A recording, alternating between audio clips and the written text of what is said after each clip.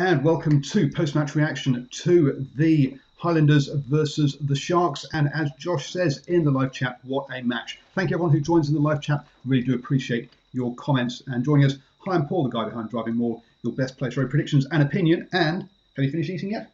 Yes. Good. That's John. Welcome, John. Thank you. So this game kicked off, finished 2042, but it didn't look like it was going to be that early on, did it? We had lots of, Angus Gardner loved his whistle early on, but it really wasn't his fault. But let's be fair, yeah. I mean, I think all the penalties at the breakdown were called for, and there wasn't sufficient cleaning and protection on the ball on both sides. Yeah, absolutely, and the number of turnovers was pretty high. What we're looking at there, it says only 8 by the Sharks and 21 by the Highlanders. That gives you a real good message as to where the Highlanders lost this game. I mean, Josh says dominated, but if I look at and you'll probably find, by the way, a large portion of that 8 turnovers from the Sharks were probably in the first 30 minutes. Yeah, it was the first. Yeah, exactly. If we run through the style of the Sharks' tries. First one was collecting a box kick and Venter showing his pace, so it's turnover ball on their own kick. We then had penalty advantage on a line-out, so a set-piece try with Mapimpi in the corner. We then had Giannicola being stripped, so counter-attack, again, not phase play. We also had the drop ball, which was picked up again, turnover ball, and then the final one was a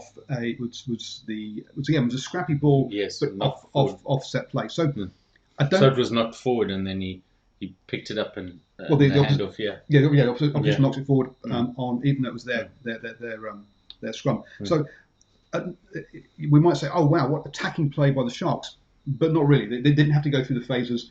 It was all counter-attack play.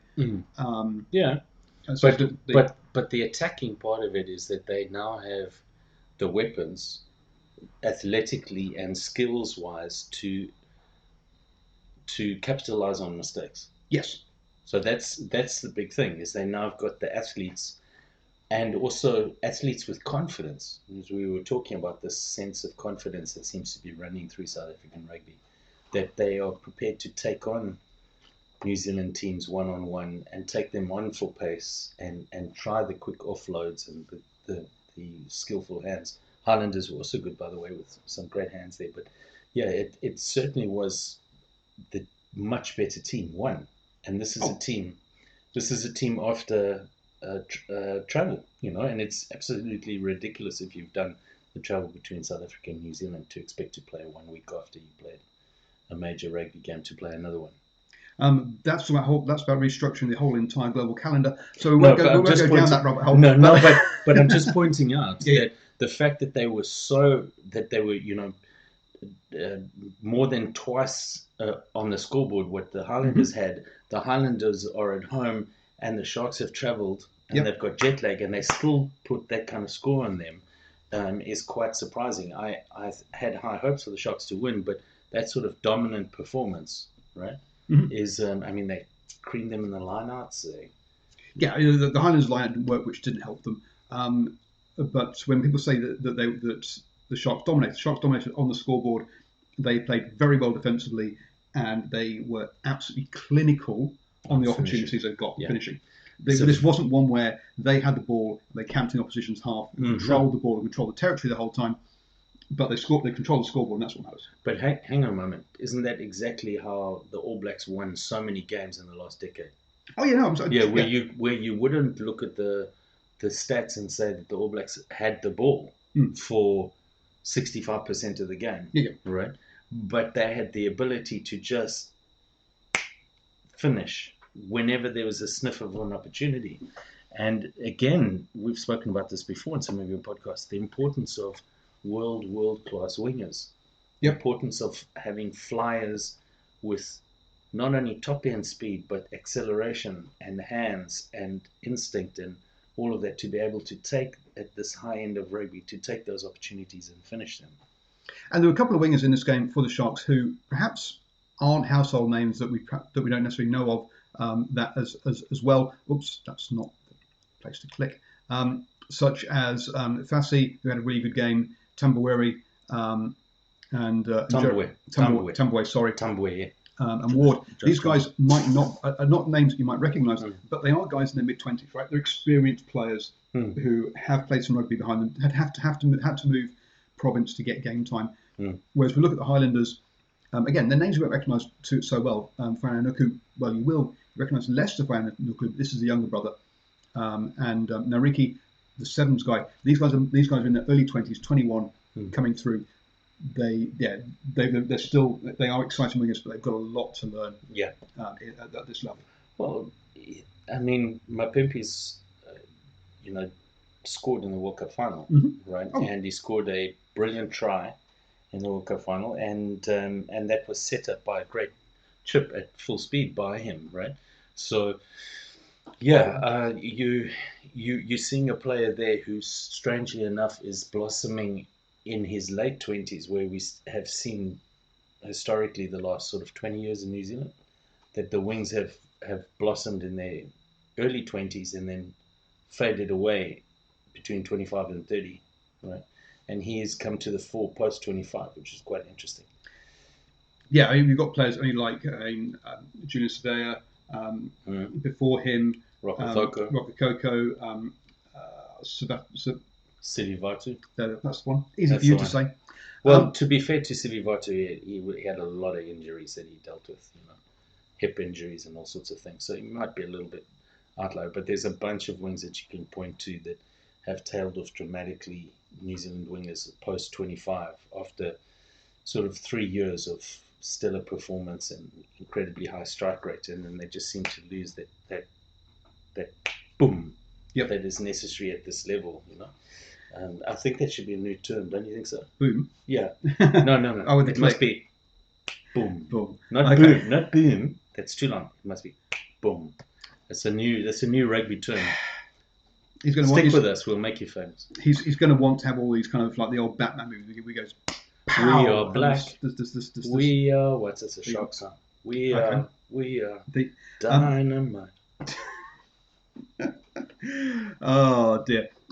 This game was won and lost, though, in all honesty, in 10 minutes. It was 10 minutes before half-time, where basically the Highlanders couldn't control the kicks they were receiving. And one of the things I said to John in the second half was like, the Highlanders have stopped turning the ball over. Why? They'd stopped playing. They'd stopped going into the breakdown. They started avoiding contact and just kicking the ball. And Fassi was playing so well, it wasn't a smart move, Yep, and it works in the fact that they stopped turning over the ball, so they turned it over 20 odd times, which is just horrendous. They really lost the breakdown battle massively, and that's where and also the aerial kicking battle. Yeah. Now there's a couple of things here that come to mind when you start losing that at this level. When you start losing breakdown battles so badly, and it appeared to us that there wasn't the correct cleaner there, which was causing the problem, right? So it's not as if, let's say, for instance, what might have been happening in some cases in the World Cup, where South Africa had success there, where there was somebody protecting the ball, but the strength and the technique of the South African forwards were causing the problems. This actually was a lack of bodies in place. Now that to me is a coaching issue, right? Well, I think there's because two things they weren't in the right places. So they didn't have cleaners. I don't know if they've changed. I'd have to go back and look again, but I don't know if they've moved away from playing down longitudinal tram lines, so that you always make sure you've got some of the type 5 available to do cleaning across the board. But there seemed to be a real lack of commitment. So somebody would take the ball, just as you said, take the ball into contact, and then there would be no cleaners to give Aaron Smith the time to move that ball away. I think what the Sharks were doing really well was those tackles were hit them, the guy gets down. They were dominating tackles. There was a lot of driving back. The Highlanders players weren't able to maintain their feet, giving time for the clearance to come. I think there was also some good technique there around the Sharks in the end. They got the tackle, get the guy on the floor, and the second guy's in quick. The only thing where we can really look at, sorry, I changed the topic here. You want to continue on the one? No. The only thing where we can really look at, say that the Highlanders got some dominance, was in the scrum, and I think that it was nefarious because they were hit and run, and they were pushing before the ball was in, and the ref was letting them get away with it. And once the Sharks caught onto that technique, what they were doing, you started seeing the Sharks dominate the scrum when they obviously put some plans in place. When they replaced their front row, the second front row that came on at about 60 minutes. Did really well. So they made some adjustments, and then you could see the strength of the scrum. So if they'd been called out by the ref there, I don't know. It could have got really ugly when it comes to the scoreline, because they were cleaned up in the lineouts. They weren't as incisive in the back line. By the end of the game, the Sharks were scrumming them backwards, taking them right off the ball. There's just overall a really strong statement from the Sharks at the start of their overseas tour. Absolutely, and the 39 kicks from hand by the Highlanders, 35 by the Sharks. That's what, 74 kicks. That's more than we had to get last weekend in Durban. There's an excuse in Durban.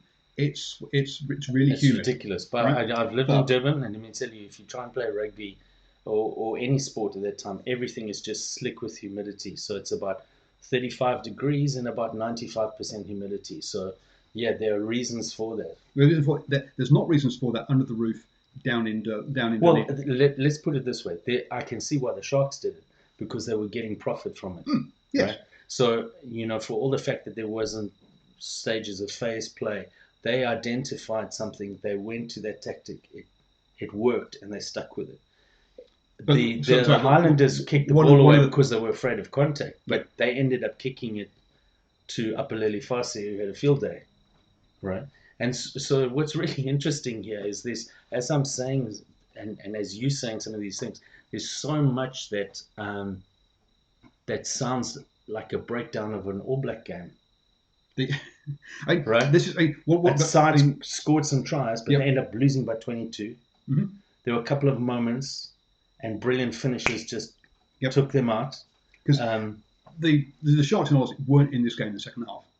They spent the whole of the second half in their own half, defending really, really well. The Highlanders, lots of attack, but not having the execution, the clinicality to get anything from it. And they had two opportunities in that half. Bang, bang, both scored, done. And they already had the lead. They didn't have to chase the game. They were happy to let. They were comfortable in their defence, and had a really good game. One of the things I talked about in the one of my friends, Andre, who also comes from Durban, he says, look, you don't expect try bonus points in Durban early in the year, because it's not going to happen. And so one of the things I talked about is that the conditions here are going to change how players in the afternoon. My afternoon on Twitter, I talked about how conditions are going to change how teams play. Yeah, that wasn't the excuse tonight. The excuse tonight was the Highlanders couldn't handle the high ball and they couldn't handle the breakdown, and hence that's why we had the kicking. It was the Highlanders' fault in not playing in their poor play, rather than the conditions deciding how this game was played. Yeah. And the tactical kicking was much better by the Sharks. It was much more contestable. And Fassi also played really well. His covering was really good, and the two wings that he was playing with covered back really well. As we mentioned, Josh Tamboy came from the Lions, who only played today because Spu Nkosi, the first choice right wing, had an injury this week. I think he tweaked a hamstring or something. And he showed up really well, really good on defence. I think he was the one who chased down the conversion. Yep. Right. Hunt had a shock. Didn't have a particularly good game. Rob Thompson had a shocker. Let's be honest. There's a guy who 2 seasons ago was talking about saying he should be an All Black. His form has just gone off a cliff. I don't know. Someone has to get inside his head and sort him out, because he's a really good player when he plays. If I can just point to this comment by Brent here. Yep. On the thing, you've nailed it 100%. Brent, last year, your comment, Brent, that I thought last year the Sharks had better personnel but lacked a head coach. Last year, and hear me out now, last year the Sharks possibly had the most talented squad in the whole competition, even more than the Crusaders. And you could see this at certain times where they would out of nowhere pull a performance that was so against the flow of the rest of their season. And one of them being the Crusaders having to come from behind to try and draw a game in Christchurch against the Sharks. So the Sharks had a very good pack. They had many of these players that you're seeing here now, right? And they were outstanding as individuals, but they really lacked a coach. And maybe, just maybe, Sean Everett, I don't know him well, but he's a former Sharks player. He's a real Durban boy. And maybe, just maybe, they're moving more into playing within their identity and their history as how rugby is played in that part of the world. That is my part of it. The other part of it is you saw the Razzie effect, okay, in here. True. True. That defensive style, that shape that shape defensively that we saw from the Sharks, looked carbon copy from the Springboks. And what we're seeing, what Razzie's managed to do that no other head coach of the Springboks managed to do is to get the Super Rugby teams to work with him. And what we've seen there is, now, if we see that same defensive structure from any of the other Super Rugby sides, you know that basically we've got a centralised system working together to get good results together, and that's scary for the rest of the world. Some of us have survived because South Africa produces more rugby players than anyone else, right? And one of the reasons we've survived is the fact that they just infight and don't work together. That's right. That's been an absolute. And well, if they start working together, oops. You see, there's two examples. One is the '95 World Cup final win, and unfortunately, Kitch Christie, who had a 14-win, 0-loss record as Springbok coach, at the end of that year, that was July '95, took the team to Europe in the November tour, and that was the last time he coached the Springboks, because even during the tournament, he was already fighting leukemia. So he never made it past the end of that year. He stepped down because of his health issues, and I think he died in '98 in New York, trying to get treatment there with Francois Pienaar, and went to see him in New York. Now, the thing being, therefore, that all that intellectual capital in that coach was lost. Jake White won the World Cup, but his job was advertised during the World Cup. That's how despised he was by the powers that be at South African rugby. So he was always on the way out the door, and his assistant coach was shown the door as well, and not offered the post as the new Springbok coach, and went to coach the Stormers, right? So a lot of knowledge about the players, a lot of the systems, a lot of things were just lost. But now, because Rassie is not, let's say he's not an egomaniac, they say I must carry on as the coach, he's again stepped back into the shadows, sort of like for the rest of the world, like a Moriarty figure, right? And he is handed over to his defense coach, and he is still coordinating across the whole of South Africa. So the Brumbies and Reds about to kick off, so we're looking forward to catch up with that. So yeah, really good performance by the Sharks, especially done on the road on a relatively short turnaround. I would be very concerned if I was Hurricanes fans. I would be very concerned. I'm very concerned as a Hurricanes fan because of how they did against the Stormers last week. I'm concerned about us being a Highlanders fan or Highlanders fans this week because the Hunt Iwani combination didn't work. Yeah, it didn't at all. When did you see Iwani? You hardly even saw him. Yep. And I rate him very highly. Oh yeah, he should be given the 10 jersey. I think it's time. Yep. Well, this is their first game, right? Yep. Yeah. Well, maybe it's a little too hasty. But if it doesn't work after 2 games, he must be back in that 10 position, because to me, he could be challenging for All Black position. Yep. So thank you very much. I'll be back tomorrow night after the Chiefs versus Crusaders. If I can persuade him to be here to watch it with me, we'll be both back together. Otherwise, it'll be a solo show. Do I get another meal? You get another meal, I think. Yeah. Yes. There we go. Yes, Mum at the back. Mum at the back there says yes, he gets another meal. So yes, he's behaved himself if he brings them. Yes, you get beers, okay. And then also Sunday. I'm only watching this Haguaras, Australian rugby because of getting beers. Haguaras for the Hurricanes. I'll be straight after that with Shane. So to euthanize to watch.